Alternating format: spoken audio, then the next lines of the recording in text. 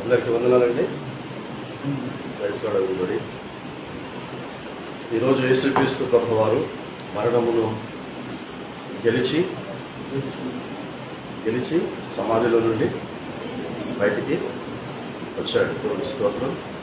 ఆయన మరణం గెలిచి బయటికి రావటం వల్ల ఆయన ఇచ్చిన మొట్టమొదటి సందేశము సమాధానము కలిగి ఉండి, క్రైస్తవులు హల్లెలూయా, భయము లేకుండా సమాధానము కలిగి ఉండాలి. కాబట్టి యేసు పునరుత్థానమును నమ్మే ప్రతి వారు కూడా సమాధానం కలిగి ఉండాలి.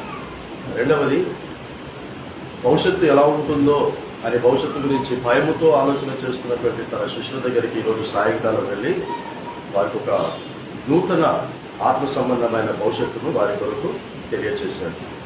కాబట్టి ఈరోజు ఉదయకాల సమయంలో సమాధానం, సాయంకాలము కూడా సమాధానము. భవిష్యత్తు గురించి మనం ఆలోచన చేయాల్సిన అవసరం లేదు. అతి శుభములు మనందరికీ యేసుక్రీస్తు నామమున మీ అందరికీ తెలియజేస్తున్నాను. మరి నన్ను ఆహ్వానించినటువంటి అయ్యగారికి కూడా నా యొక్క వందనాలు, అమ్మగారికి, సంఘస్థులందరికీ వందనాలు తెలియజేస్తున్నాను. క్రైస్తవుడు హల్లెలూయా. నేను కూడా ఒక పాట పాడుతూ బాగుంటుంది అనుకుంటున్నాను. 417 ఒకనొకల స్థితి కీర్తనలో 475, క్షమించాలి, 475. అంటే మరణ పునరుత్థానానికి సంబంధించింది కాదు, కానీ ఆయన మరణం పునరుత్థానం వల్ల మనకు రక్షణ కలిగ చేయబడింది, మన పాపములు కూడా క్షమించబడ్డాయని అర్థవంతమైనటువంటి పాటలు మనం ఈ సమయంలో మనం పాడుతున్నాం.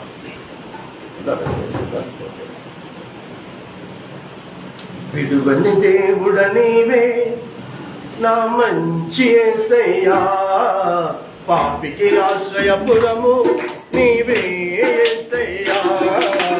విడువని దేవుడ నీవే నా మంచి యేసయ్యా, పాపికి ఆశ్రయపురము నీవే యేసయ్యా.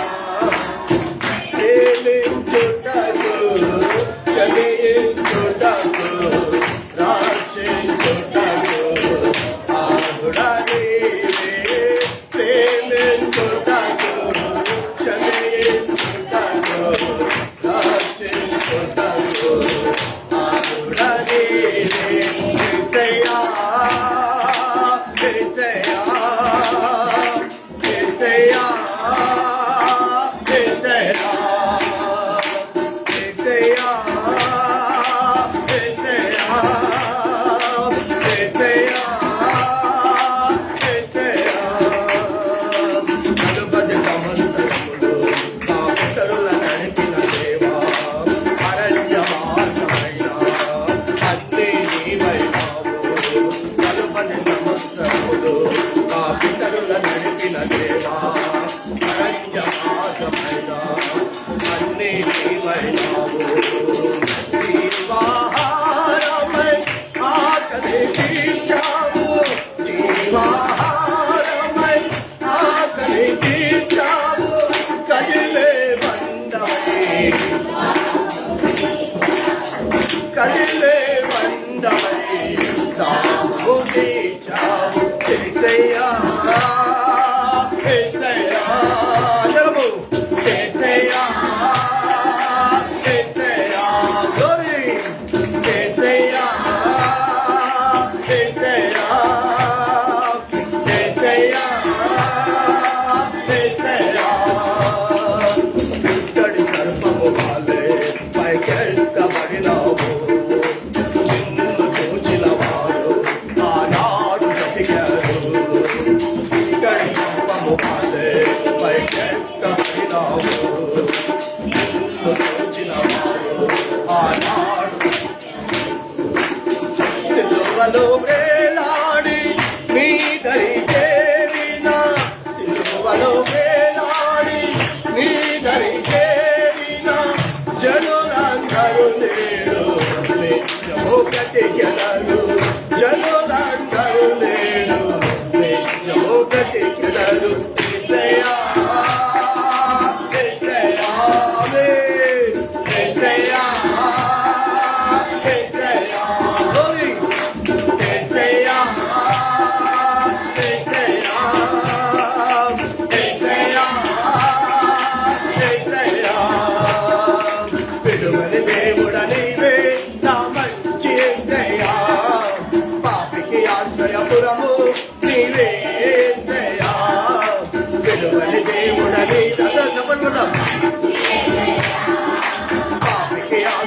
దూరము నీవే యేసయ్యా. ప్రేమించుటకు క్షమించుటకు రక్షించుటకు అర్హుడా నీవే యేసయ్యా. యేసయ్యా యేసయ్యా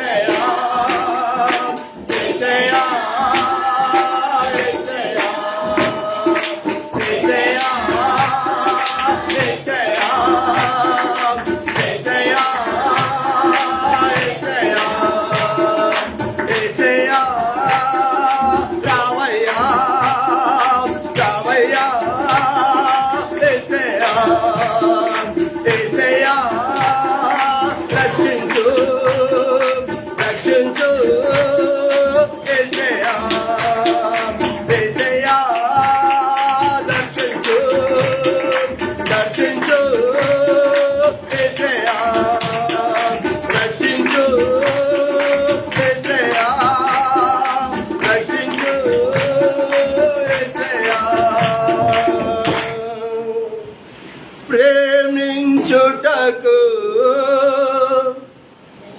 క్షమించుటకు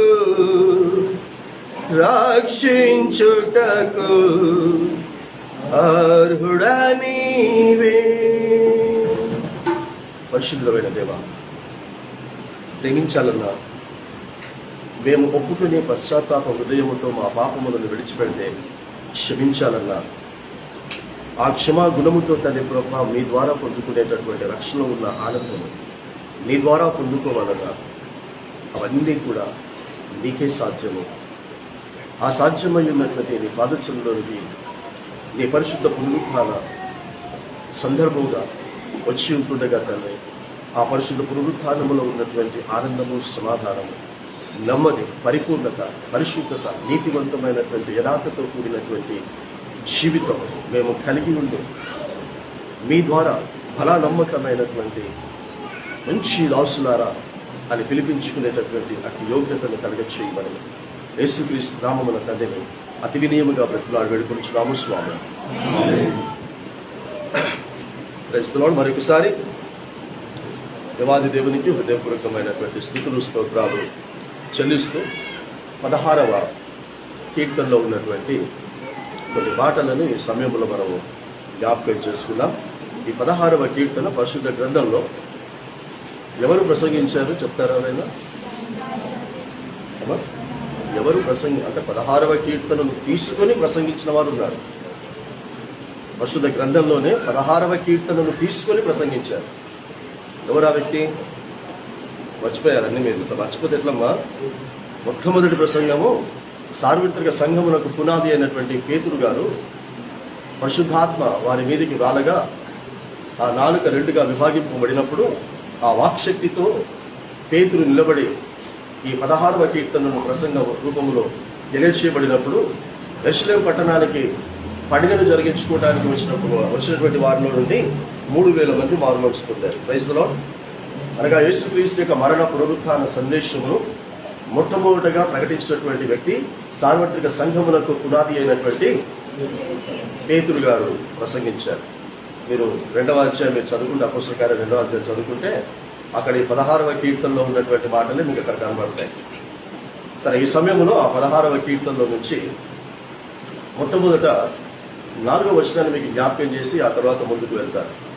ఎందుకు 4వ వచనాన్ని జ్ఞాపకం చేస్తున్నానంటే, ఒక్కసారి నువ్వు యెహోవాను అనగా తండ్రి, కుమార, పరిశుద్ధాత్మ త్రిత్వమై ఉన్న దేవుని నువ్వు నమ్మి ఆయన్ని అనుసరించి నడుచుకుంటున్నట్లయితే ఇక వేరే ఎవరిని కూడా నువ్వు అనుసరించి నడుచుకోకూడదు. ఒక్కసారి నువ్వు ఆయన అనుసరించి నడుచుకోవడం ప్రారంభిస్తే, మరలా చెప్తున్నాను, ఒక్కసారి నువ్వు ఆయన అనుసరించడము నీ జీవితంలో ప్రారంభిస్తే మరలా ఆయనను విడిచి దేనిని కూడా అనుసరించకూడదు. అలా అనుసరిస్తే నీకు శ్రమలు కలగటం కాదు, నీకు కలిగి ఉన్న శ్రమలు విస్తరించబడతాయి. ఆమేన్. నీ శ్రమలు విస్తరించబడతాయి, నీకు శ్రమలు అధికమవుతాయి.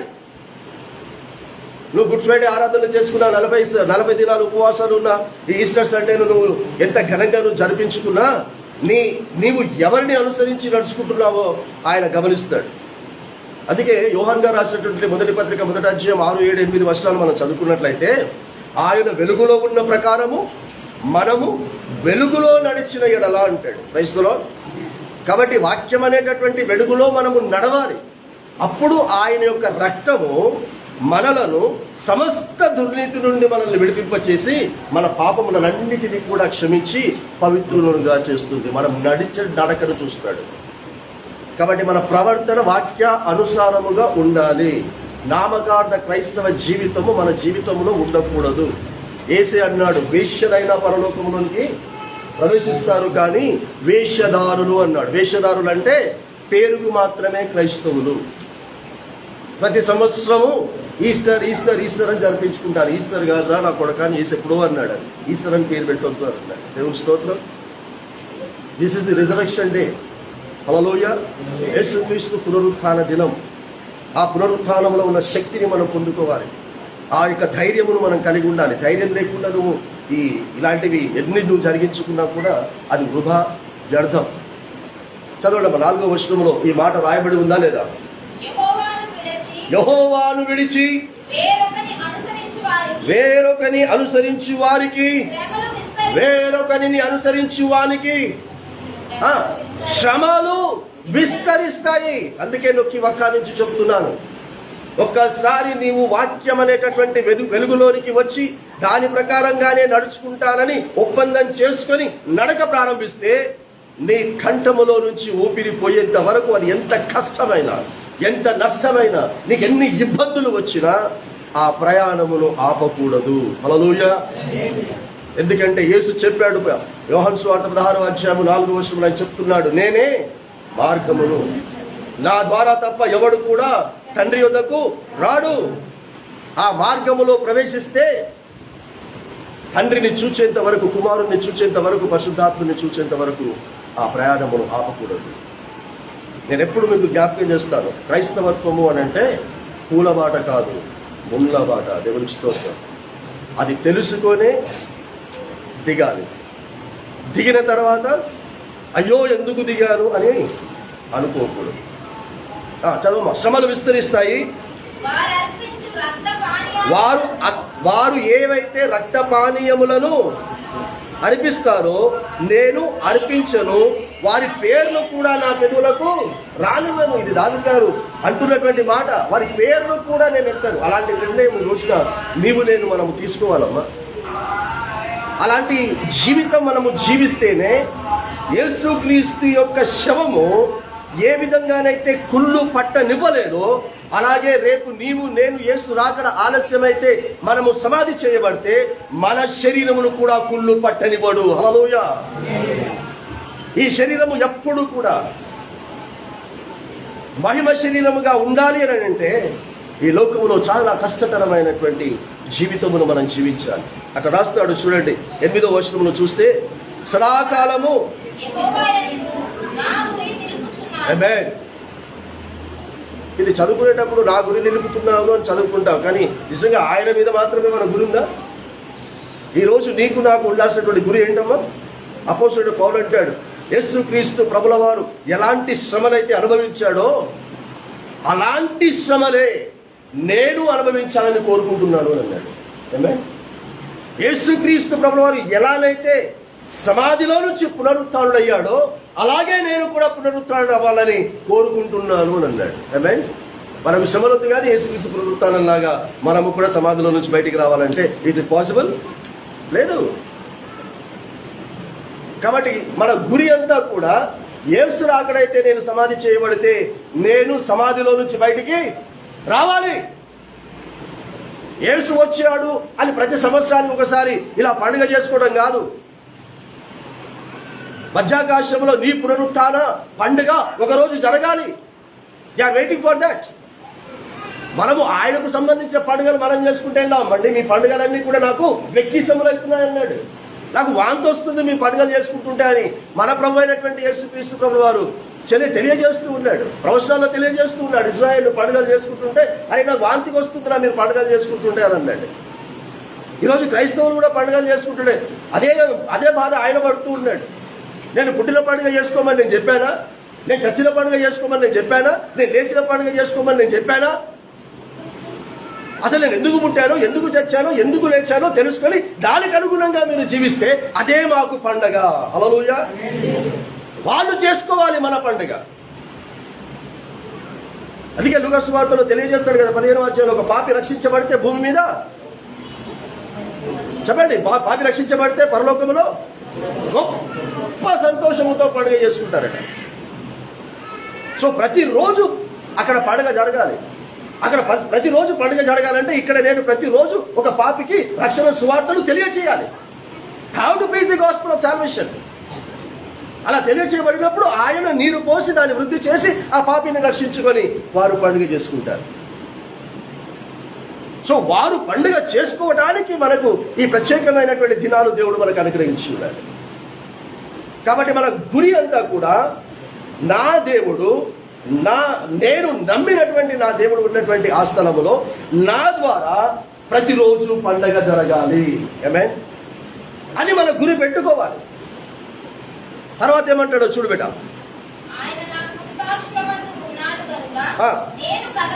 ఆయన నా కుడి పార్శ్వమునందు ఉన్నాడు గనక నేను కదల్చబడను.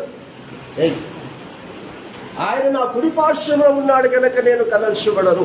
ఇది దావీదు గారు రాస్తూ ఉన్నప్పటికీ ఇందులో ప్రవచన రీతిగా యేసుక్రీస్తు ప్రభుల వారి గురించి కూడా రాయబడినటువంటి మాటలు అవి. తర్వాత 9వ వచనం చదువున్నాను, అక్కడ ఏమని రాస్తాడు?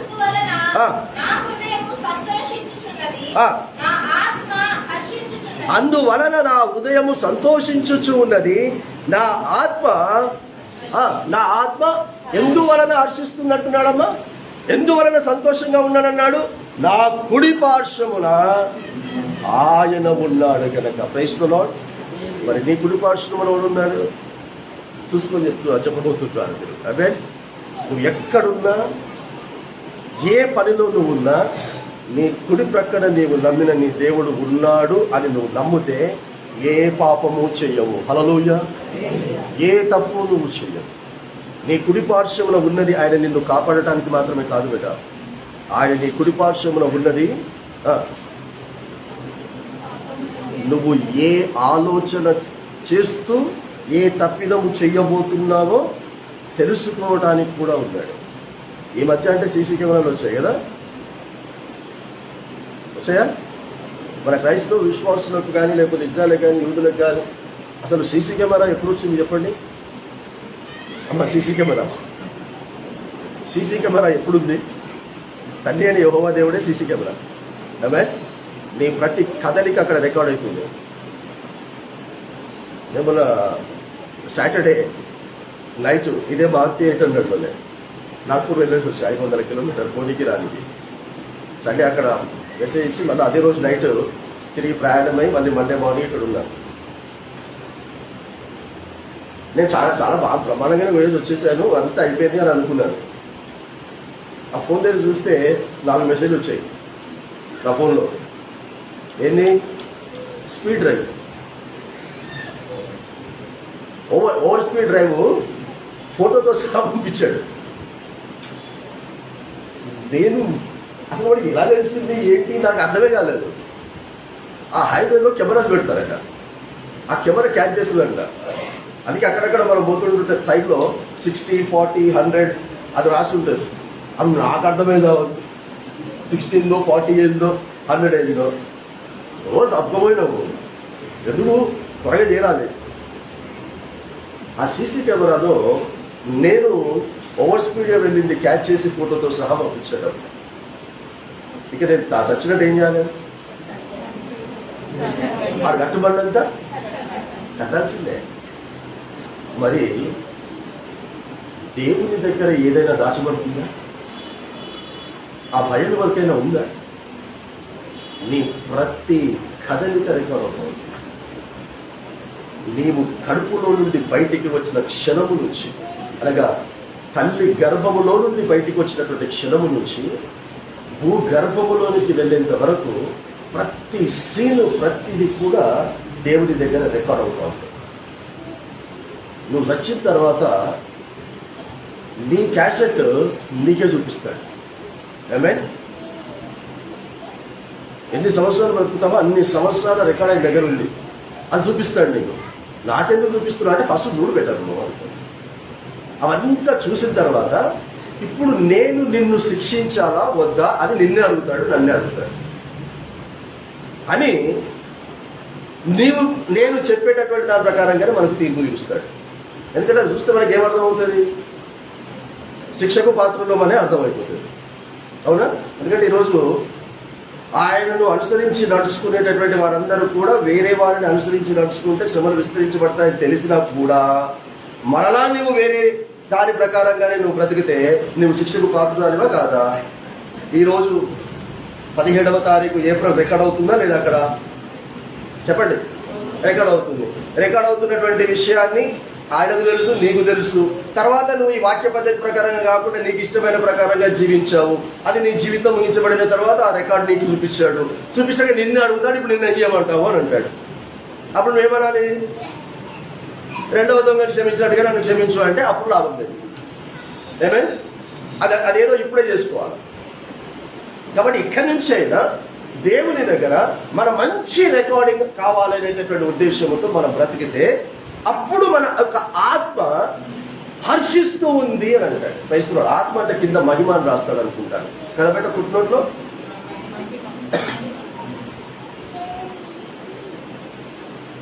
అప్పుడు దేవుడు నీకు యేసుక్రీస్తుకి ఇచ్చినటువంటి మహిమ శరీరాన్ని దేవుడు నీకు ఇస్తాడు, నాకు ఇస్తాడు. మరి ఆయన శవము కుళ్ళు పట్టిందని ఉందా బిడ్డ బైబిల్లో? చదువునారా?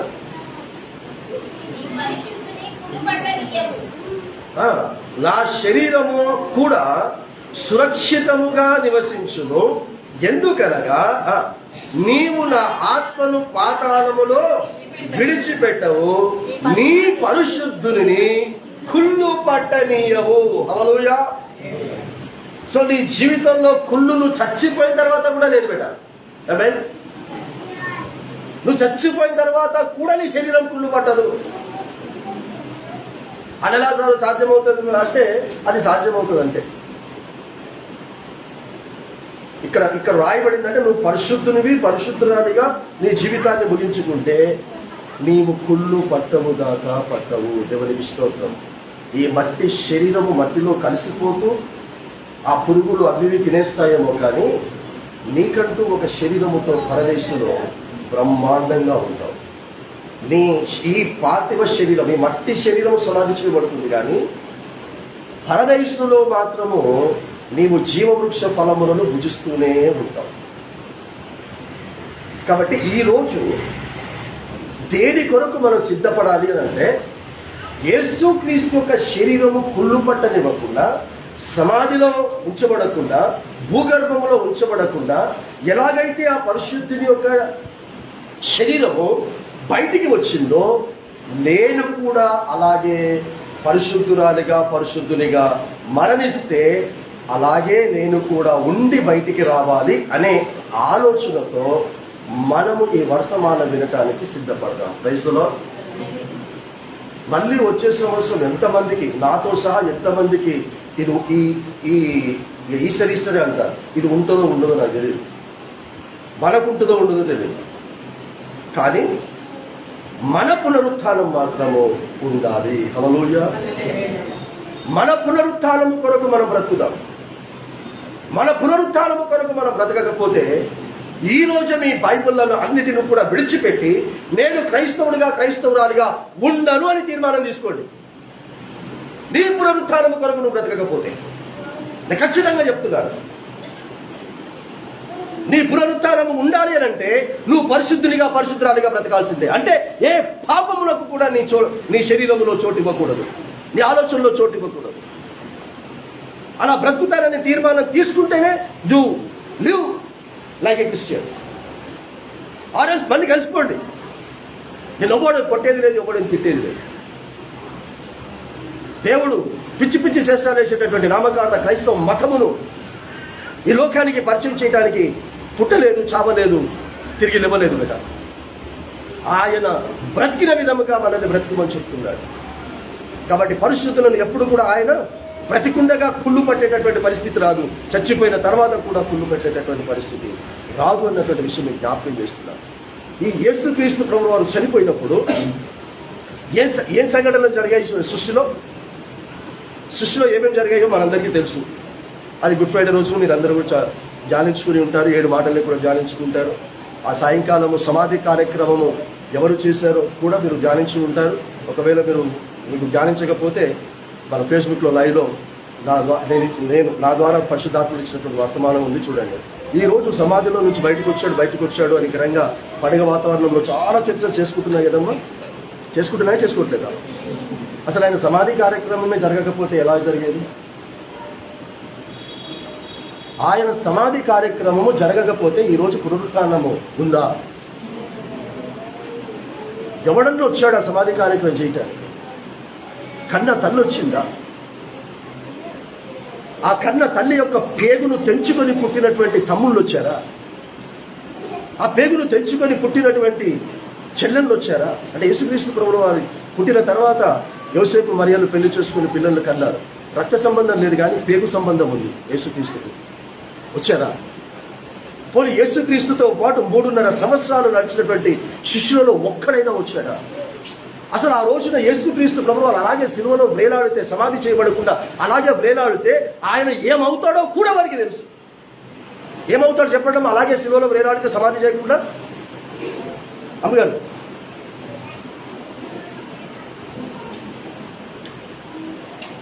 నా తలకే తీసుకొని గోడ కొట్టుకుంటాను నేను.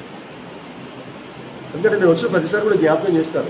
ఈశ్వరుకి నేను వచ్చినానంటే తప్పకుండా మీకు జ్ఞాపకం చేశాను. ఆయన అలాగే సిలువలో వ్రేలాడితే శాపగ్రస్తుడు అవుతాడు. యేసుక్రీస్తు దేవుని దృష్టికి శాపగ్రస్తుడు అవుతాడని తెలిసి కూడా ఆయన సమాధి చేయడానికి రాలేదమ్మా. అంతేకాదు, దాన్ని అలాగే వదిలిపెడితే ఆ పట్టణం మొత్తం కూడా అపవిత్రం అవుతుంది. ద్వితీయోపదేశకాండం 21వ అధ్యాయం 22వ వచనం చదవడం. ద్వితీయోపదేశకాండం 21వ అధ్యాయం 22వ వచనంలో ఒక వ్యక్తి చంపబడి ఆ శిలువలో వేలాడబడిన ఎడల అతడు అవశ్యముగా ఆ దినమందే సమాధి చేయబడాలి అని రాయబడి ఉంది. తీబెట ద్వితీయోపదేశకాండం 21వ అధ్యాయం 22వ వచనం తీసి త్వరగా చదివి సహాయం చేయండి బెట.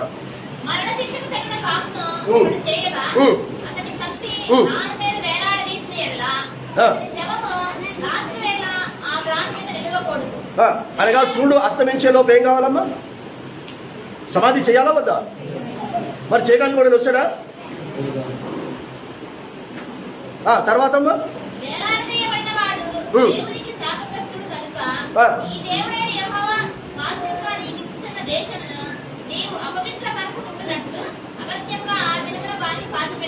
అగత్యముగా ఆ దినమంది అతన్ని పాతి పెట్టవలెను.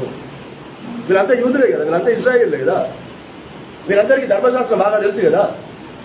మరి తెలిసినప్పుడు రావాలి కదా. ఎందుకు రాలే చెప్పండి? భయం, తిరిగితనం. యూదులు మమ్మల్ని వెలివేస్తారేమో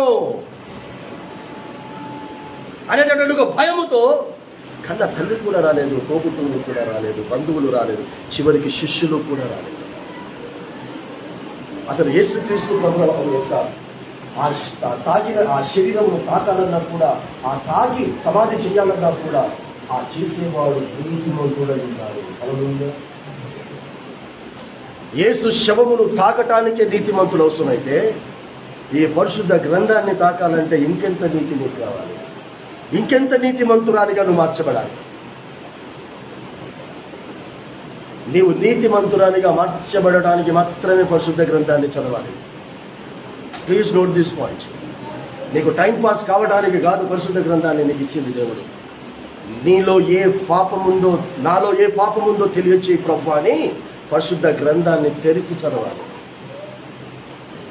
తెలియచేసినప్పుడు దాన్ని మరలా జీవితంలో ఉంచుకోకుండా తీసేసుకోవడానికి బైబిల్ చదవాలి. ఆయన సమాధి కార్యక్రమము కూడా ప్రవచన రీతిగానే జరిగింది. ఆ ప్రవచనము కూడా యెషయా గ్రంథం 53వ అధ్యాయము 9వ వచనంలో ఉన్న దాని ప్రకారంగా జరిగింది. ఆమేన్. ఇప్పుడు నేను ఆ ప్రసంగం అంతా కూడా నేను చేయను, కానీ అది ఆల్రెడీ రికార్డ్ అయ్యి ఉంది. మీరు ఎవరైనా చూడాలనుకుంటే చూడవచ్చు. ఫేస్బుక్ అకౌంట్ వచ్చేసి WARA స్పేస్ PPRASAD. మీరు చూసి వినొచ్చు. ఆ ప్రవచన రీతిగా జరిగింది. ఆ చదువుకునేటప్పుడు దయచేసి యేసు కొరకు అని చదువుకోకండి. యేసు శవము ఎవరి దగ్గర అయితే పెట్టబడుతుందో ఈ పెట్టబడినటువంటి వ్యక్తి గురించి రాశాడు. అతడు అన్యాయాన్ని ఏమీ చేయలేదు, అతని నోట కపటము లేదు. అంటే ఇతడు ధనవంతుడు, ఈ ధనవంతుడి దగ్గర నా శరీరము ఉంచబడుతుంది, ఉంచబడినటువంటి ఈ వ్యక్తి అన్యాయం ఏమి చేయలేదు అని చదువుకోవాలి. ఆ వ్యక్తి నోట కపటము లేదు అని చదువుకోవాలి. ఆయన శరీరము భక్తిహీనులతో చెయ్యాలి అని నియమించుకున్నారు. అనగా ఇద్దరు దొంగలు భక్తిహీనులు, వాళ్ళతో పాటు సమాధి చేయాలని నిర్ణయించుకున్నారు. వాళ్ళు నిర్ణయించుకున్నది జరగలేదు, ప్రవచనములో తెలియజేసిన విధంగా జరిగింది. ఆ అరమతై యోసేపు అనే ధనవంతుడు, అరమతై యోసేపు అనేటటువంటి నీతిమంతుడు, అరమతై యోసేపు అనేటటువంటి దేవుని రాజ్యము కొరకు ఎదురు చూచేవాడు సమాధి చెయ్యకపోయి ఉంటే ఈ రోజున మనమందరము కూడా చెక్క భజన చేసుకుంటూ గుళ్ళు గోపురాలు తిరుగుకుంటూ విగ్రహారాధన చేసుకుంటూ ఉండేవాళ్ళమమ్మా. ఆయన సమాధి చేశాడు గనక మూడవ దినమున యేసుక్రీస్తు ప్రభువు వారు బయటికి వచ్చాడు. చివరిలో సమాధి చేయబడుతూ ఉంటుండగా చివరిలో నికోదేము అనేటటువంటి వ్యక్తి కూడా వచ్చి ఇద్దరు కలిసి ఆ యొక్క శవములకు సుగంధ ద్రవ్యములను పూసి దాన్ని రాయి పొర్లించి వెళ్ళిపోయారు. ఇప్పుడు ఈ 3 దినాలు యేసుక్రీస్తు ప్రభువు వారు ఎక్కడున్నాడు అడిగానుగా. యేసు ప్రాణము విడిచెను. రమారమి 3 గంటల సమయంలో తన గురించి రాయబడినటువంటి ప్రవచనాలన్నీ కూడా ప్రభా ఒక్కడి కూడా మిగిలించకుండా నేను ముగించేశాను, సమాప్తము చేశాను ప్రభువా అని చెప్పి, తండ్రి నీ చేతికి నా ఆత్మను అప్పగించుకొనుచున్నాను, కాబట్టి దయచేసి నా ఆత్మను స్వీకరించుమని చెప్పి ప్రాణమును ఎక్కడ విడిచాడు? ప్రాణమును విడిచాడు. విడవగానే ఏం జరిగింది? అన్ని ఏమేమి జరిగింది అన్ని చెప్పకండి, కానీ ప్రాణము విడుస్తూ ఉన్నప్పుడు ఆ ప్రాణం వెళ్ళటానికి భూమి నోరు తెరుచుకున్నది. హల్లెలూయా. భూమి నోరు తెరుచుకొని ఇతడు ఏ లోపలికైతే వెళ్ళబోతున్నాడో ఆ వెళ్ళబోతున్నటువంటి ఆ వ్యక్తిని ఆహ్వానించుకోవటానికి అంతకు ముందు చనిపోయినటువంటి పరిశుద్ధులందరూ కూడా బయటికి వచ్చి అతన్ని ఆహ్వానించుకున్నారు. హల్లెలూయా. చదువుకోండి, మత్తయి సువార్త 27వ అధ్యాయం చదువుకోండి. ఆ రోజు ఆయన చనిపోయినప్పుడు భూమి నోరు తెరుచుకుంది. అంతకు ముందు చనిపోయినటువంటి పరిశుద్ధుల యొక్క సమాధులు తెరవబడ్డాయి. అందులో నుంచి శరీరాకారముతో బయటికి వచ్చారు అని క్లియర్గా రాయబడింది. శరీరులు బయటికి వచ్చారు, మరి వారి శరీరములు పురులు పట్టలేదే? వారి శరీరములు పురుగులు తిన్నాయి అన్నట్టుగా రాయలేదే? మరి ఏ శరీరముతో బయటకు వచ్చారు? ఈ శరీరముతోనే బయటకు వచ్చి ఉంటారు. బయటికి వచ్చారు, చూశారు అని కూడా ఉంది అక్కడ. సో యేసుక్రీస్తు ప్రభువు చెప్పినది చెప్పినట్టుగా ఆయన భూగర్భములోనికి వెళ్ళాడు. హల్లెలూయా. ఆయన పార్థవ శరీరమును మాత్రము సమాధి చేశారు, కానీ ప్రాణం విడవటమే ఆయన భూగర్భములోనికి వెళ్ళాడు. వెళ్తాను భూగర్భములోనే 3 రాత్రులు పగళ్ళు యోనా తిమింగలము కడుపులో ఎలా ఉన్నాడో నేను భూగర్భములో ఉంటాను అని అన్నాడు. Someone read Matthew 12th chapter, మత్తయి సువార్త 12వ అధ్యాయం 40వ వచనం చదవడమా. యోనా 3 రాత్రి పగళ్ళు తిమింగలము కడుపులో ఎలాగు ఉండెనో అలాగు మనుష్య కుమారుడైన నేను కూడా 3 రాత్రులు 3 పగళ్ళు భూగర్భములో ఉంటాను. క్రైస్తలో అందుకొరకే ఏం జరిగిందమ్మా? భూకంపము కలిగింది, భూమి నోరు తెరుచుకుంది. ఆ భూకంపము కలిగినప్పుడు ఒక్కడైనా చచ్చిపోయాడని రాశాడా బైబిల్లో? ఏదైనా ఆస్తి నష్టం కలిగిందని రాశాడా? అంటే ఎందుకు కలిగింది అది? కేవలం యేసుక్రీస్తు ప్రభువు భూగర్భములోనికి వెళ్ళటానికి మాత్రమే. హల్లెలూయా. సో నీవు నేను ఏ క్షణములో ప్రాణం విడిచిన నీవు కూడా భూగర్భములోనికి వెళ్ళాలి. హల్లెలూయా. నేను కూడా భూగర్భములోనికి వెళ్ళాలి. వెళ్తావా బిడ్డ? అమ్మా వెళ్తావా? వెళ్ళాలి నాన్న. భూగర్భములో ఉన్నటువంటి పరదేశంలోకి మనం వెళ్ళాలి. చావగానే పరలోకానికి వెళ్ళరు. చావగానే పరలోకములో వెళ్ళిపోయి దేవుణ్ణి చూడరు.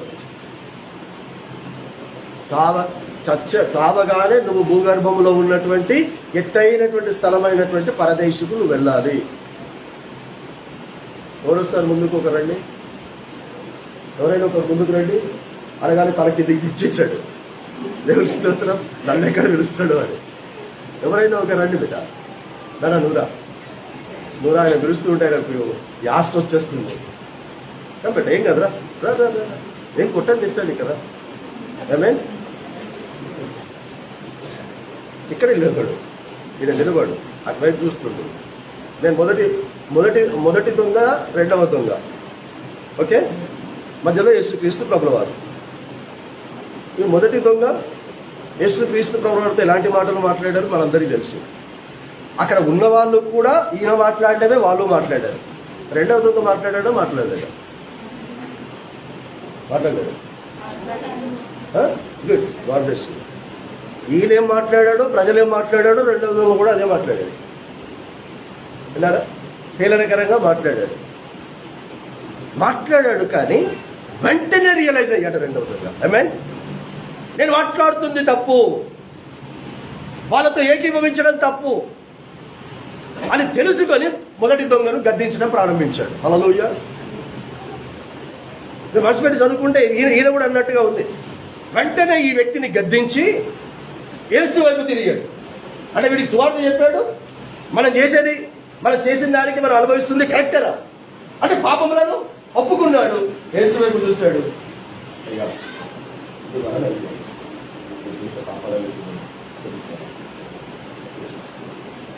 నువ్వు నీ రాజ్యంలో వస్తున్నావు అని నాకు తెలుసు. నేను నీ రాజ్యంలో దూమల పరిశుద్ధంగా ఉంటానని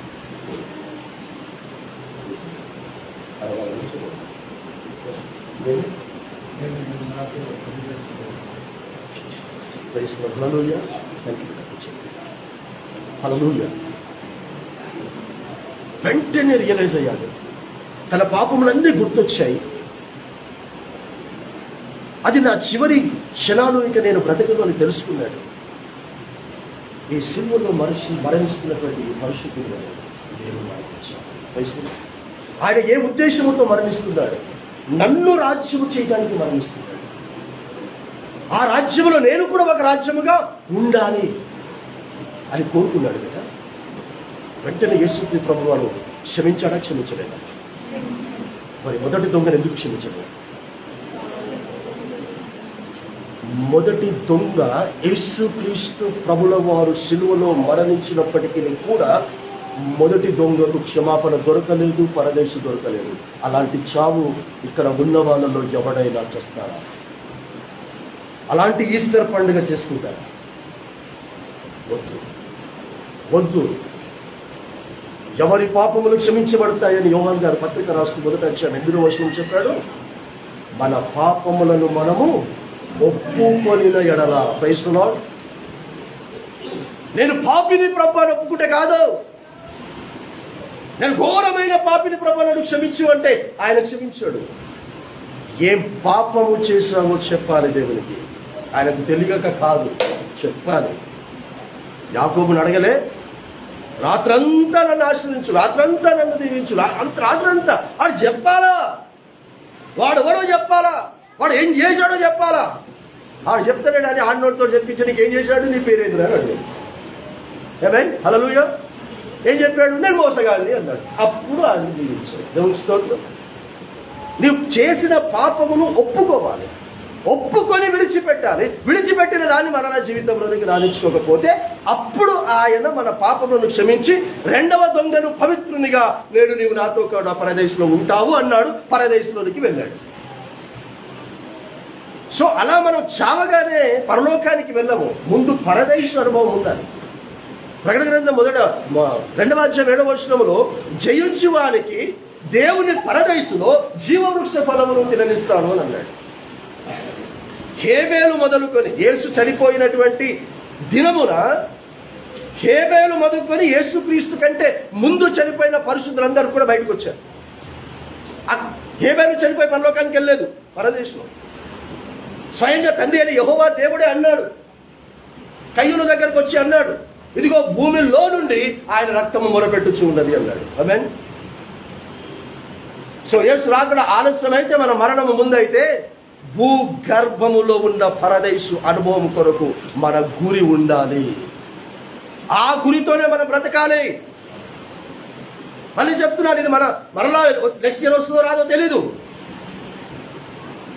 కానీ నీ పునరుత్థానం మాత్రము తప్పకుండా వస్తుంది. అలా రావాలి అనేటువంటి ఉద్దేశంతో బ్రతికాలి. అలా బయటకు వచ్చారు, ఆయన లోపలికి తీసుకొని వెళ్ళారు, అన్ని విషయాలు మాట్లాడారు. మోషతో మాట్లాడుతున్నాడు, అయ్యా నువ్వు నా తండ్రి అయినటువంటి యెహోవా దేవుడు నా గురించి నీతో ప్రవచనం రాయించాడుగా, ఆ ప్రవచనం నెరవేర్చేసి వచ్చేసాను అని మోషతో అన్నాడు. అలాగే యెషయా దగ్గరికి వెళ్ళాడు. యెషయా దగ్గరికి వెళ్ళి నువ్వు నా గురించి ప్రవచనం రాసావుగా, నేను నెరవేర్చేశాను. ఇర్మియా దగ్గరికి వెళ్ళి నువ్వు రాసావుగా నా గురించి ప్రవచనాలు, నేను నెరవేర్చేశాను. ఇలా అనేకమైనటువంటి విషయాలు అక్కడ ఉన్నటువంటి వారందరికీ తెలియజేసేసాడు. అలా 3 దినాలు వారితో చర్చించి అంత అయిపోయిన తర్వాత ఇక మీరు ఇక్కడ ఉండాల్సిన అవసరం లేదు. హల్లెలూయా. ఈ రోజున ఈ చెర విముక్తి మీకు కలుగుతుంది. ఈ రోజున మీకు ఈ పరదేశ విముక్తి కలుగుతుంది. ఈ రోజున మిమ్మల్ని అందరినీ కూడా నేను పరలోకములో ఉన్న తండ్రి యొద్దకు మిమ్మల్ని తీసుకుపోవటానికి నేను భూగర్భంలోనికి వచ్చానని చివరి మాటలు వారికి చెప్పి ఈ రోజు ఉదయకాల సమయమున ఆయన సమాధిలో నుండి బయటికి వచ్చి మరియతో మాట్లాడిన తర్వాత నన్ను ముట్టుకోవద్దు, నేను ఇంకా తండ్రి యొద్దకు ఎక్కి పోలేదు అని. తండ్రి యొద్దకు ఎక్కి ఏ పని మీద వెళ్తున్నాడు అని అంటే ఈ పరిశుద్ధులందరినీ కూడా చెరగా తీసుకొని తండ్రి అయినటువంటి యెహోవా దేవునికి అప్పగించడానికి వెళ్ళాడు. ఒక్క మాటలో చెప్పాలంటే ఈ రోజున పరదేశు ఖాళీ అయిన దినము. హల్లెలూయా. ఒక్కడిని మాత్రం పరదేశంలో వదిలిపెట్టి మిగతా పరిశుద్ధులందరినీ కూడా తీసుకుపోయిన దినం. ఎఫెసీయులకు రాసిన పత్రిక 4వ అధ్యాయం. అపోస్తలుడైనటువంటి పౌలు ఎఫెసీ సంఘానికి రాసిన పత్రిక 4వ అధ్యాయం 8వ వచనం నుంచి చదవండి. ఆరోహణము అంటే పైకి వెళ్ళేదాన్ని మాత్రమే ఆరోహణం కాదు, క్రిందికి వెళ్ళేదానికి కూడా ఆరోహణము అని అంటారు. సో మొదటి ఆరోహణం ఎప్పుడు జరిగిందమ్మా? మొదటి ఆరోహణం ఎప్పుడు జరిగింది? గుడ్ ఫ్రైడే రోజు. మనకు అర్థం కానీ అదే పేరు పెట్టుకుందాం ఇక మనం. గుడ్ ఫ్రైడే మొదటి ఆరోహణ అంటే భూమి క్రిందికి వెళ్ళినటువంటిది కూడా ఆరోహణమే అని ఇక్కడ రాయబడి ఉంది. చదువు బేట 8వ వచనం 4వ అధ్యాయం. చెరను చెరగా పట్టుకొని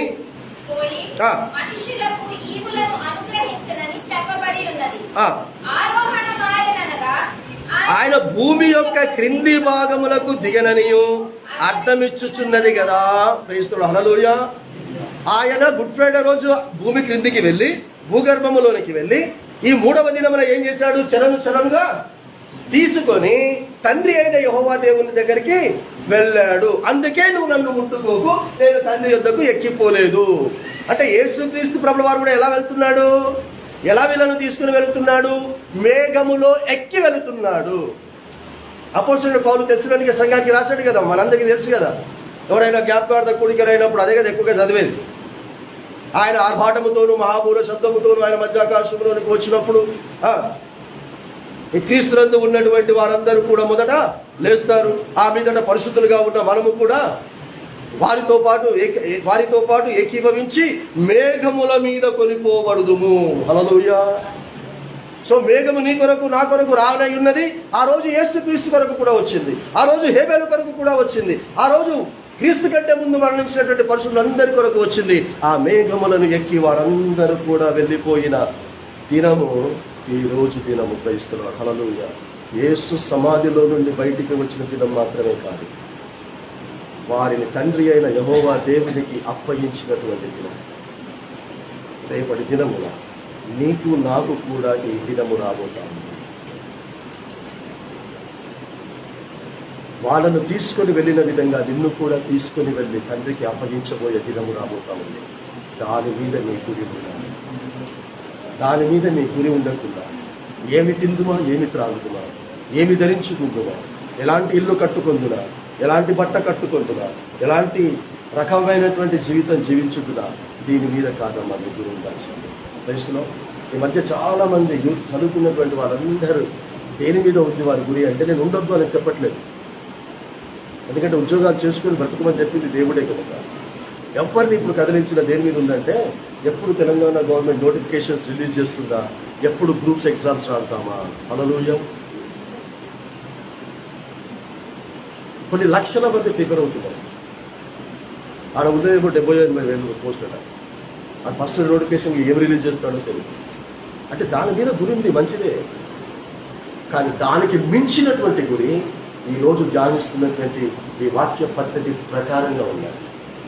మరి ప్రభుత్వ ఉద్యోగం రావాలంటే ఇప్పుడు ఏం చేయాలమ్మా? గ్రూప్స్కి ప్రిపేర్ కావాలి, ఎగ్జామ్స్ రాయాలి, అందులో క్వాలిఫై అవ్వాలా, క్వాలిఫై అయిన తర్వాత కూడా వస్తుందో లేదో ఏమైనా ఫైనల్ కూడా నడవాలా. ఇదంతా తతంగం జరిగితే అప్పుడు నీకు ప్రభుత్వ ఉద్యోగం వస్తుంది.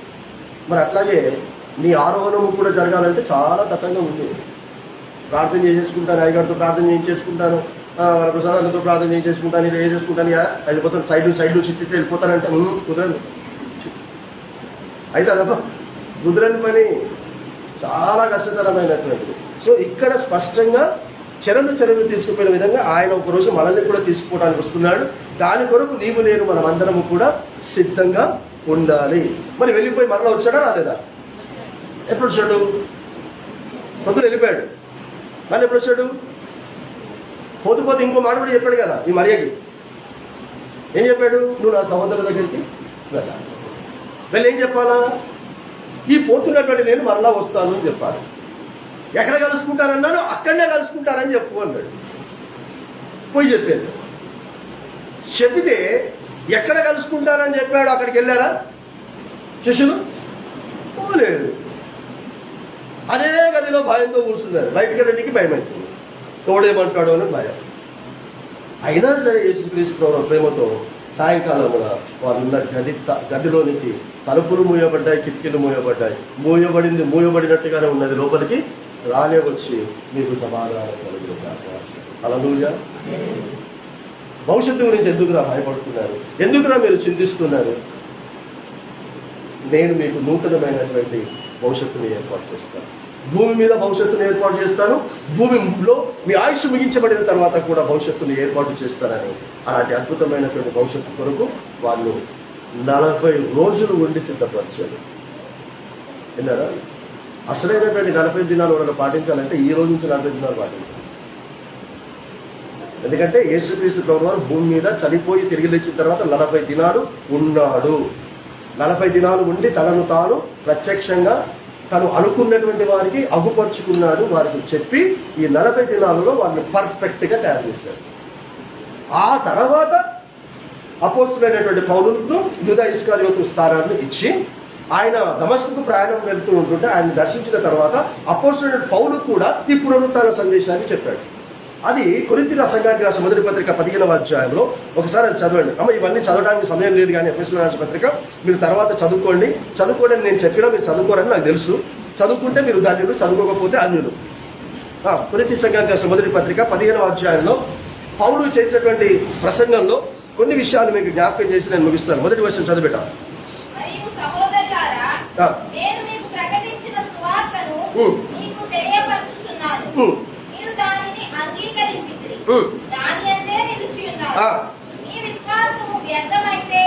మీ విశ్వాసము వ్యర్థమైతేనే కానీ నేను ఏ ఉపదేశ రూపముగా మీకు ప్రకటించితినో ఆ ఉపదేశమును మీరు గట్టిగా పట్టుకొని ఉన్న యెడల ఆ సువార్త వలననే మీరు క్రైస్తవుడు. అందుకే పేతురు గారు ఏ వర్తమానం తీసుకున్నాడు? ఏ సువార్త చెప్పాడు?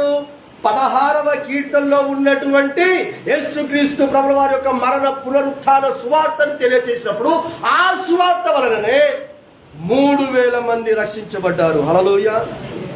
మరి ఇక్కడ తెలియజేయబడుతున్న ఈ సువార్త వలన ఎంతమంది రక్షించబడతారు? రక్షించబడిన వాళ్ళమే ఉన్నామన్నా అంటారేమో. నాకు తెలిసి ఇక్కడ ఉన్న వాళ్ళు ఎవరం కూడా రక్షించబడలేదు. రక్షించబడ్డామన్న భ్రమలో ఉన్నాం. నిజంగా నువ్వు రక్షించబడిన దానము రక్షించబడిన వాడవైతే అన్యోన్య సహవాసము గలవాడవై ఉంటావు. హల్లెలూయా. నేను నిన్న కూడా శంషాబాద్ వెళ్ళినప్పుడు అక్కడ చెప్పాను, యేసుక్రీస్తు రక్తము పలానా పలానా పలానా పలానా చేస్తుందని బాగా పాడబడ్డాడు. సిలువలో కాచిన రక్తం ఉంది కదమ్మా, వాళ్ళంతా ఏసు రక్తం ఉంది కదట. యేసు రక్తం మనల్ని పవిత్రులుగా చేస్తుంది, యేసు రక్తం మనల్ని ఆత్మలను పారదోలుతుంది, యేసు రక్తం స్వస్థపరచబడుతుంది, ఇలా అన్నీ ఉన్నాయి కదా. పాడుకుంటుంటే నేను అన్నాను, ఇంతకీ యేసు రక్తం ఎడికెళ్ళి తెచ్చుకుందామమ్మా అని అడిగాను. ఏమైంది? ఇప్పుడు ఏడు దొరుకుతుంది కదా అమ్మా, ఇప్పుడు దొరుకుతుంది యేసు రక్తం. నూనె అంటే దొరుకుతుంది, కొనుక్కొచ్చుకుంటాం, ఒక 10 రూపాయలు పెట్టి కొనుక్కొచ్చుకుంటాం, ఎవరో చేతిలో పెట్టి ప్రార్థన చేసుకుంటాం, లేదా నూనె చేసుకుంటాం, పూసుకుంటాం, నోట్లు వేసుకుంటాం, ఇంకెక్కడన్నా వేసుకుంటాం. క్రైస్తవులు అసలు నూనె రాసి ప్రార్థన చేయవలను అని అన్నాడు. ఎవరికి ఇష్టం ఉన్నట్టు వాడు నూనెను వాడుకుంటున్నాడు. వాడు తాగి నూనె తాగమని బైబిల్లో ఉన్నాడు. మళ్ళీ అప్రస్తుతం అవుతుంది మెసేజ్ అంతా కూడా ఎట్టేటో వెళ్ళిపోతుంది. సువార్త వలన మాత్రమే రక్షించబడ, అంటే సువార్త వలన రక్షించబడుతుంది. అంటే ఎలాంటి సువార్తను వినాలి, ఎలాంటి సువార్తను బోధించాలి, ఎలాంటి సువార్త నీకు కావాలి?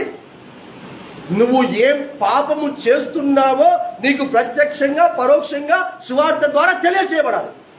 ఏమేన్? నువ్వు వాక్యం వింటుంటే ఎలా అనిపించాలంటే, ఎవర్రా ఈయనకు చెప్పి నాకు చెప్పిస్తుంది అని అనిపించాలా? ఏమేన్? అర్థమవుతుందా మీకు? ఈయనకు ఎవడు చెప్పి నేను చేసినటువంటిది ఎవడు ఈయనకు చెప్పిస్తున్నాడని అనిపించాలా? ఎందుకంటే నువ్వు చేసినటువంటి పాపం చెప్పేవారికి తెలియదు. ఎవరు తెలుసు? ఆయన తెలుసు. సో ఆయన ఈయనలో ఉండి నీకు చెప్పినప్పుడు దావీదు వలె వెంటనే పశ్చాత్తాపడాలి. అంతే తప్ప ఎవడు చెప్పిండు నీకు? నేను చేసిన పాపం ఎవడు చెప్పిండు? ఊరియా భార్యను తీసుకొచ్చిన విషయం నీకు ఎవడు చెప్పిండు? ఎవడు చెప్తే చెప్తున్నావు? ఇవన్నీ చెప్తే నువ్వు ఎక్కడ వేసిన గొంగలు అక్కడే చీకిపోతుంది గడవు. కాబట్టి సువార్త వల్లనే రక్షింపబడతారని ఏం చెప్తున్నాడు చూపెట్టాక ఇప్పుడు?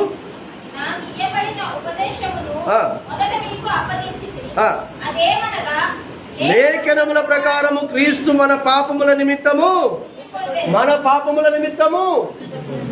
దేని నిమిత్తము? నీకు ఉద్యోగం ఇవ్వడాక బేట నాన్న, మనకు ఉద్యోగం ఇవ్వడానికి మరణించాడా? మన స్వస్థత లేని మరణించాడు. ఎంత క్లియర్ చెప్తున్నాడు. మన పాపములను మనము ఒప్పుకొని విడిచిపెడితే క్షమించబడటానికి ఆయన మృతి పొందాడు. రెండవదిగా ఏం కోరుకున్నాడు? ఏమిచ్చాడు? ఆయన పాపముల నిమిత్తం వేసి మరణించాడమ్మా. పాపములను క్షమించడానికి మరణించాడు. పాప క్షమాపణ పొందుకొని రెండవ దొంగ మరణించాడు. మనం కూడా అలాగే మరణించాలి. మృతి పొందెను, చదువునా, సమాధి చేయబడెను, లేఖముల ప్రకారము 3వ దినమున లేపబడను. ఎవరెవరికి కనబడ్డాడో కూడా అక్కడ లిస్ట్ ఉంది. లేపబడిన తర్వాత ఈ 40 దినాలు ఎవరెవరికి కనబడుకున్నాడు, ఎవరెవరికి ఏమేమి చెప్పాడో అంత లిస్ట్ ఉంది. అలా చెప్పి 20వ వచనం రెండు బేట, ఇప్పుడైతే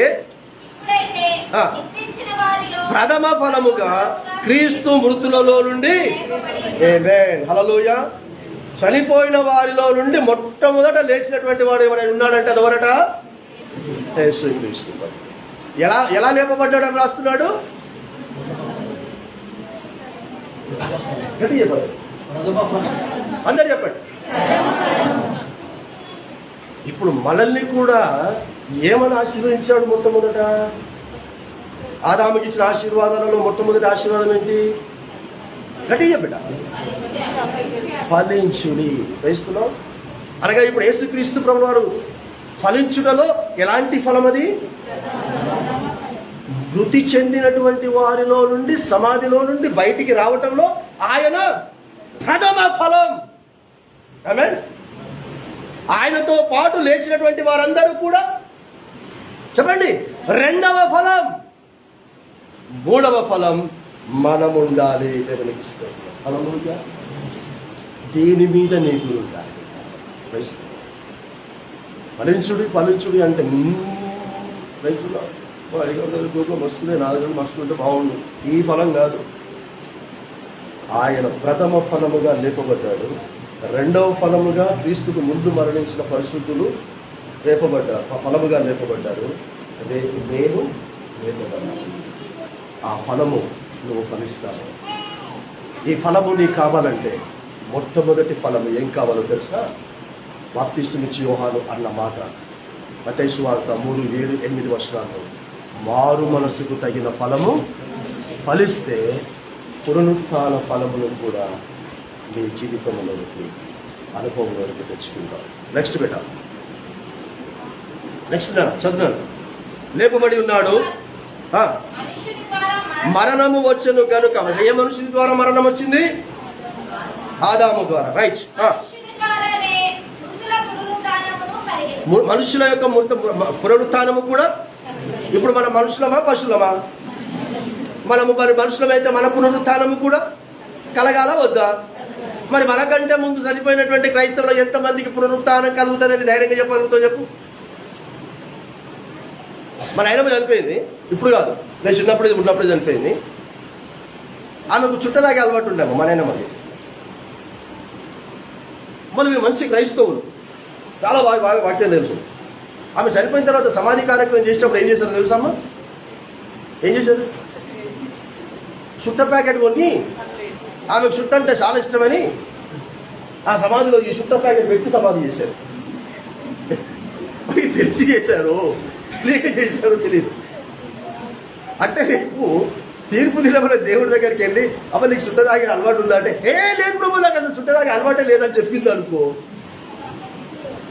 మరి ఈ ప్యాకెట్ ఎక్కడి నుంచి వచ్చిందమ్మా? అబ్బా, ఈ ప్యాకెట్ ఎక్కడి నుండి వచ్చింది అంటే, ఈమె అక్కడ తీర్పు దినమున అబద్ధం చెప్పినా ఈ ప్యాకెట్ అబద్ధం చెప్పకుండా మేము సమాధి చేస్తున్నాం అని చేసిరో ఏమో నాకైతే. ఎవరు ఎందుకు చేస్తారు? కాబట్టి మనుషుల పునరుత్థానము కూడా కలిగింది. ఆ మనుషుల పునరుత్థానములో నీవు నేను యేసు రాకడ ఆలస్యమైతే సమాధి చేయబడితే నీ పునరుత్థానం కూడా కలగాలి. ఆ గురి నీకు ఉండాలి.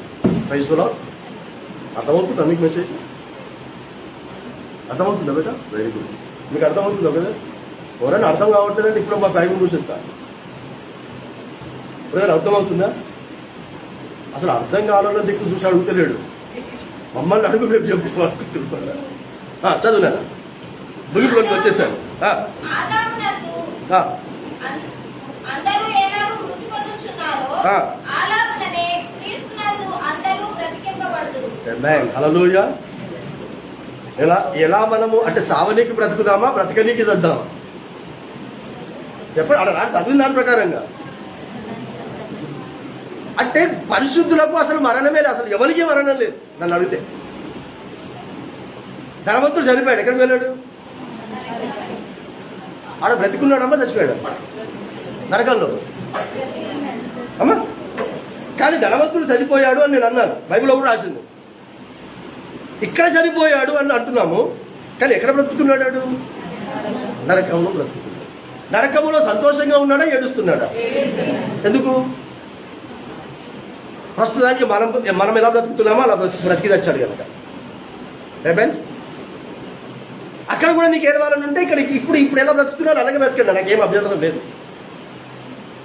అయ్యగారు ప్రతి 3వ వారం వెళ్తాడు, వస్తాడు, నా పశుధాత్మ నాతో చెప్పాల్చుకోవాలనుకుని చెప్తాడు, అయిపోతుంది. నువ్వు ధనవంతులాగా చేస్తావో మరి దరిద్రులాగా చేస్తావో. మరి దరిద్రుడుగా చనిపోయి ఎక్కడికి వెళ్ళాడు? కింద భూగర్భంలో ఉన్న పరదేశికి వెళ్ళాడు. అక్కడ నవ్వుతున్నాడా, ఏడుస్తున్నాడా? ఇక్కడ ఏం చేశాడు? ఇక్కడ బాధపడ్డా లేదా? ఇక్కడ వైద్యం అందిందా లేదా? అందిందా బిడ్డ? అందలేదు. మరి మనకు వైద్యం అందకపోతే కూడా మనం బాధపడద్దు. మరి తినడానికి తిండి లేకపోతే కూడా బాధపడద్దు. ఎవరి దగ్గర చేయవచ్చు అమ్మా. పిల్లలకు ఫీజులు కట్టడానికి లేకపోతే సరికి నువ్వు వాళ్ళ దగ్గర, వీళ్ళ దగ్గర, అక్క దగ్గర, అమ్మ దగ్గర, అయ్య దగ్గర. నేను ఎన్నోసార్లు చెప్పాను, ఎవరి దగ్గర పైసలు నువ్వు అడిగితే పరిశుద్ధుల దగ్గరనే డబ్బులు అడుక్కోవాలి. అన్ని పాపము చేసుకున్నటువంటి వారి దగ్గర మనం ఒక్క పైసా కూడా అప్పు అడగొద్దు. నువ్వు దినమెల్ల అప్పించుడు కానీ అప్పు చేయవు అని ఎన్నోసార్లు చెప్పాను. సో అప్పిచ్చే వాగ్దానం నాకు ఇస్తే నేను పరిశుద్ధున్నైతే నేనేం చేయాలి? నేను అప్పు ఇవ్వాలి. ఎవరికి ఇవ్వాలి? పరిశుద్ధులకు ఇవ్వాలి. నేను నాకు అప్పు చేసే పరిస్థితి వస్తే నేను ఎవరి దగ్గర పోయి అప్పు చేయాలి? పరిశుద్ధుల దగ్గరికి వెళ్ళి అప్పు చేయాలి. నేను కూడా ఇక్కడ ఫ్లాట్ తీసుకోవాల్సిన అవసరం వచ్చినప్పుడు నాకు కొంత డబ్బు అవసరమైతే నేను పరిశుద్ధుల దగ్గరనే తీసుకున్నాను. ఆ పరిశుద్ధుడు అయ్యగారు. దేవుని స్తోత్రం. విన్నారమ్మా? ఎందుకంటే ఇందులో ఉన్నాడు యేసు అన్నప్పుడు నేను చేయి చేసినప్పుడు ఎవడు చేయి చేస్తున్నాడు? యేసును భిక్షగాని చేస్తావా? అలా చెయ్యని వాడే దరిద్రుడు. అందుకే పరదేశ అనుభవంలోకి వెళ్ళాడు. అందుకే అన్నాను, ఇప్పుడు మనలాగా బ్రతుకుతున్నటువంటి ధనవంతునితో పోల్చాను నేను. అందుకే చిన్న చిన్న వాటికి మనము ఆత్మీయతలో దెబ్బతింటున్నాం. చదువునా 24వ వచనం చదువుట. అటు తర్వాత ఆయన సమస్తమైన ఆధిపత్యమును, అధికారమును, బలమును కొట్టివేసి తన తండ్రి అయిన దేవునికి రాజ్యము అప్పగించును, అప్పుడు అంతము వచ్చును. Praise the Lord, hallelujah. So యేసుక్రీస్తు ప్రభువు లేపబడిన తర్వాత అంతమునకు ముందు ఏం జరుగుతుందో పౌలు పరిశుద్ధాత్మలో సందేశాన్ని ఇచ్చాడు. ఏం జరుగుతుంది అంతమునకు ముందు? యేసుక్రీస్తు తన రాజ్యమును తన తండ్రికి అప్పగిస్తాడు. మరి ఏంటి ఆ రాజ్యము? ఏంటి ఆ రాజ్యము? నీవు నేనే రాజ్యము. క్రైస్తవులో పరిశుద్ధులందరూ కూడా రాజ్యము. చాలా రెఫరెన్సెస్ ఉన్నాయి, కానీ ఒకటే మీకు జ్ఞాపకం చేస్తాను. ప్రకటన గ్రంథం ఎప్పుడు చదువుకుంటాంగా, 1వ అధ్యాయము 6-8 వచనములో ఆయన రక్తం మనల్ని ఏం చేసింది? ఆయన రక్తం మనల్ని ఏం చేసింది అంటాడమ్మా? చదవండి ఒకసారి అమ్మా. అయిగా చదవండి, ఎవరైనా చదవండి అమ్మా. 1వ అధ్యాయం. తన రక్తము వలన మన పాపముల నుండి మనలను విడిపించిన వానికి మహిమయు ప్రభావము యుగయుగములు కలుగునుగాక. సో ఆయన రక్తము వలన ఇప్పుడు ఏం జరుగుతుంది? చదువుబెట్ట. రక్తం వల్ల ఏం జరుగుతుంది? మన పాపముల నుండి మనలను విడిపించిన వానికి కలుగునుగాక. ఆమేన్. ఆయన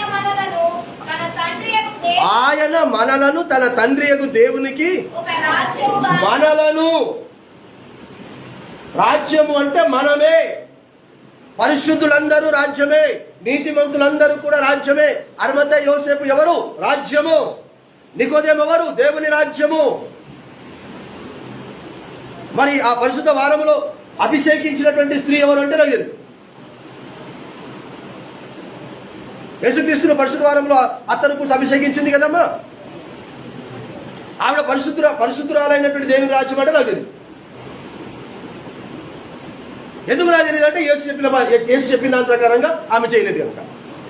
యేసు చెప్పాడు, అమ్మ నీ దగ్గర అత్తరు మిగిలింది కదా, అమ్మ నీ దగ్గర మిగిలింది కదా, దీని ఏం చెప్పన్నాడు? నేను చనిపోయినప్పుడు నా యొక్క పార్థివ దేవులకు తీయడానికి నీ దగ్గర పెట్టుకో అన్నాడు. చేసిందా? యేసు చనిపోయిన తర్వాత సమాధి చేయక ముందు ఆయన దేహములకు పూయడానికి పెట్టుకోమ్మా అన్నాడు. పెట్టుకుందా దానికే వచ్చిన పూయనికి? అందుకే నాకు తెలియదు అన్నాడు. సో మన సంగతి కూడా ఏమన్నా తెలియదు. ఆయన దేని కొరకు నిన్ను బ్రతకమంటున్నాడో దాని కొరకు నువ్వు బ్రతకకపోతే నాకు తెలియదు. ఆమెను దాని కొరకు ఉంచుకోమన్నాడు, ఆమె దాని కొరకు ఉంచుకోలేదు. నికోదేము తీసుకొచ్చాడు దాన్ని. దాదాపు 151 సేపు ఏదో రాస్తాడు. అలా సమాధి కార్యక్రమం జరిగింది. సో నీవు నేనే దేవుని రాజ్యము, దేవుని యాజకులుగా మనం ఆయన పవిత్ర రక్తం వల్ల అయ్యాము. ఈ రాజ్యమై ఉన్న మనలను ఆయన తన తండ్రి అయిన యెహోవా దేవునికి 2022 సంవత్సరాల క్రితం హేబేలు మొదలుకొని యేసు కంటే ముందు మృతి చెందిన వారిని ఏ విధంగానే అప్పగించాడో మనల్ని కూడా అప్పగించే దినం రాబోతా ఉంది. దాని మీద నీ గురి ఉండాలి. హల్లెలూయా. ఈ విధమైనటువంటి బ్రతుకు మన బ్రతుకు. వేరే ఏ విధమైనటువంటి బ్రతుకు నువ్వు బ్రతకాలని నీకు కోరిక కలిగిన ఆ కోరికలను చంపేసేయండి, ఆలోచనలను చంపేసేయండి. దేవుని స్తోత్రం. ఇలా మీరు బ్రతకగలిగితే నిన్ను ఎవ్వడు కూడా భూప్రపంచంలో ఆపలేడు కదా. ఆమేన్. ఎవ్వడు కూడా ఆపలేడు ఈ విధంగా మీరు బ్రతుకుతారంటే. అందుకే మంచి జ్ఞానులు, మంచి అధికారంలో ఉన్న వాళ్ళందరూ ఏంటి వీరు ప్రపంచాన్నే తలకిందులు చేస్తున్నారని ఆశ్చర్యపోయారు బిడ్డ. హల్లెలూయా. ఎప్పుడైనా ఆపగలిగాడా? మరి ఈ రోజున ఎలా ఉన్నారు వాళ్ళందరూ? భయముతో వణుకుతో గదిలో ఉంటారు. కానీ వాళ్ళు ఎలా తయారు చేశాడు? 40 రోజుల్లో ప్రపంచాన్ని తలకిందులు చేసే ధైర్యవంతులుగా, పరిశుద్ధులుగా, నీతిమంతులుగా తయారు చేసే ఎవ్వడు ఆపలేడు నిన్ను. ఏ శక్తి ఆపలేదు నిన్ను. నీ భవిష్యత్తు, నీ జీవితంలో తల్లి లేకపోయినా నీకంటూ ఎవ్వరు లేకపోయినా సరే నీ తండ్రి, నీ అన్న, నీ ఆదరణకర్తైన పరిశుద్ధాత్ముడు అత్యున్నతమైన స్థానంలో నిన్ను నిలబడతాడు. నువ్వు 10 మంది మీద ఆధారపడవు, 10 మందికి నువ్వు సహాయం చేస్తావు. హల్లెలూయా. అనేకులను పోషించే స్థాయిలో దేవుడు నిన్ను నిలబెడతాడు. అలాంటి గొప్ప జీవితం నీకు కావాలంటే ఈ రోజు ఈ వర్తమానము ద్వారా దేని మీద నీ గురి ఉండాలని ధ్యానించాము, దాని మీద నేను గురి ఉండాలి.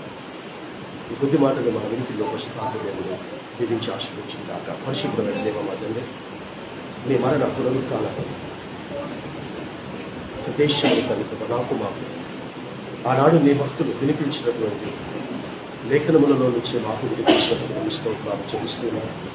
ఆనాడు నీ పరిశుద్ధ లేఖనములో నుంచి ప్రవచన రీతిగా 16వ కీర్తనను తండ్రి ప్రభ తీసుకుని పేతురుగా ప్రకటించినప్పుడు కొన్ని లక్షల మంది విన్నారు. కానీ 3,000 మంది మాత్రమే హృదయమును నొచ్చుకుని రక్షించబడ్డారు తండ్రి. అదేవిధంగా ఈ రోజున కూడా ఈ వర్తమానం విన్నటువంటి బిడ్డలను సువార్త వలననే మీరు రక్షించబడతారు అన్నారు కనుక ఈ సువార్త విన్నటువంటి మేమందరము కూడా మేము ఆశించిన రక్షణ కాక మీరు ఆశించిన రక్షణ మీకు చూపించి ఆ రక్షణలో ఉన్న ఆనందము మేము అనుభవించుటకు మాకు ఇచ్చిన ఈ కృపను బట్టి మీకు స్తోత్రాలు చెల్లిస్తున్నారు. ఈ సంఘములో అత్యధికముగా మీరు ఆశీర్వదిస్తున్నందుకు ఈ సంఘాన్ని తన ప్రభావ భారమైనటువంటి హృదయంతో మీ పరిశుద్ధాత్మలో నడిపిస్తూ ఉన్నటువంటి అయ్యగారిని అమ్మగారిని వారి కుటుంబాన్ని సంఘస్థులను అతిథులను ప్రతి ఒక్కరిని ఈ సమయంలో పేరు పేరున జ్ఞాపకం చేసుకొని మేము నీ రాజ్యముతో వచ్చినప్పుడు మేము రాజ్యముగా తల్లి ప్రభ సిద్ధముగా ఉంటే ఆ రాజ్యమయ్యున్న మమ్మల్ని తండ్రికి అప్పగించే ఆ దినము కొరకు మేము గురి నిలుపుకుని ప్రతి అనుభవం దయచేయాలి. మా ప్రభువుల రక్షకుడైన యేసుక్రీస్తు తండ్రిని అతి వినయముగా పెట్టాలని వేడుకొచ్చున్నాము స్వామి. అందరికీ వందనాలుగా గాడ్ బ్లెస్ యు ఆల్. అందరూ కూడా మోకరిద్దాం. దయచేసి అందరూ కూడా మోకరిస్తున్నాను. ప్రభువులలో పాల్పొంది సన్మానిస్తున్నాము. సండే స్కూల్ పిల్లలు ముఖ్యంగా